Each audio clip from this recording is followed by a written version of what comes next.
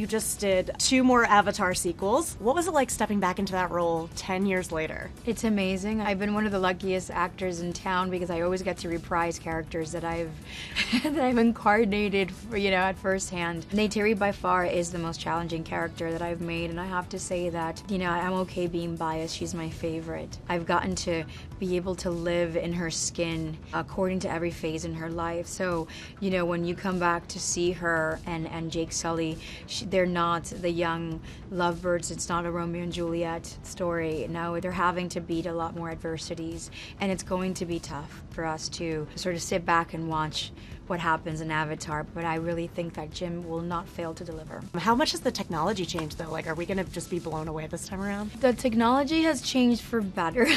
I mean, it has to, right? It's been a decade. Knowing Jim, he's always a step ahead. So even though technology changed since 2006, Jim's challenges have heightened. So now the technology has to still catch up to what Jim wants to do, and Jim is a doer kind of filmmaker and individual. So it's like if it doesn't exist, I'll invent it, I'll build it. Yeah. So we still had the same challenges, and I feel like that's what I missed so much. It was such a familiar space to inhabit again, and he's my favorite director to work with, and one of my favorite storytellers.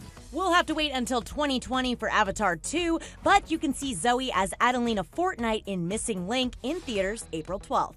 I know the secret ways through the mountains. Is it hot in here? By all means, crack open the window. Oh, that's better. She has a true sense of justice. She's an immigrant, she buried her husband, and now she finds herself questioning, what do I do? Who am I? Where do I go?